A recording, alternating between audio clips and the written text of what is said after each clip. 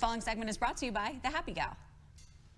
Summer is here and school is out. And while summer means a break from homework and carpools for parents, it can also mean a whole new set of challenges. Here to help us stay organized all summer long is the Happy Gal, Jenny Layton. Jenny, great to see you. So great to be here. Thanks for having me. We're so happy to have you. Okay, so summer can get kind of crazy, right? Right. So I asked some of my followers, what are you most worried about this summer? And the first thing they said is, how do I get the teenagers to go to bed? How do I keep the kids off the technology without getting bored and fighting? How do I keep the house clean? And how do I find time for myself? So today I thought I'd share some tips to help with those things. Really to keep in those routines that we had all year. Okay, let's start with just the first tip. Let's dive in. Okay, so the first tip is to just have some really basic routines. And you just really want to fight your battles very wisely here because everyone's ready to have time off and not have structure, right?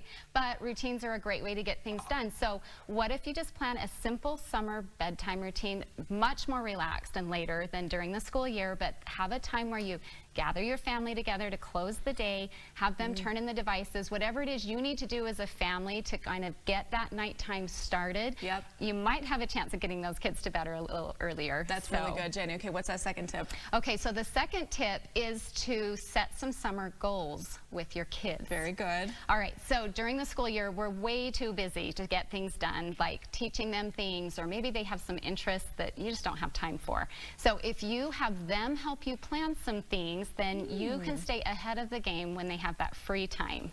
So last summer, my kids wanted to learn how to bake cakes from scratch with their cousins.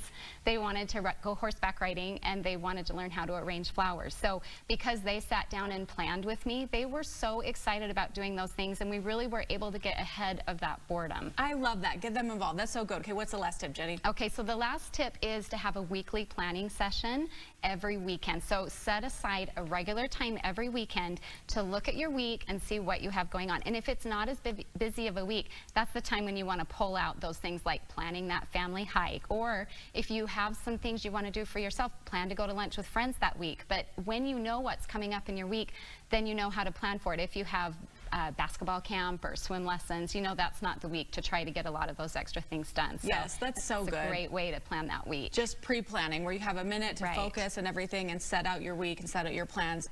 You also have some tools on your website. Tell me about that. I do. So at thehappygal.com/summer, viewers can get some worksheets to help them plan their family bucket list so that the kids are excited about what you're doing. And I have this age-appropriate skills worksheet where you can look at what are some things your kids should be learning at this age so that, you know, when they're grown up, they know everything they need to know how to do. Summer's a good time to work on things like that. Oh, Jenny, these are such great ideas, and I love you're taking us through step by step, literally. Head over to her website for more information. One more time, where can we go, Jenny? So thehappygal.com/summer. Perfect. Keeping us sane for the summer. I love it. Jenny, thanks so much. Great to see you. Thanks.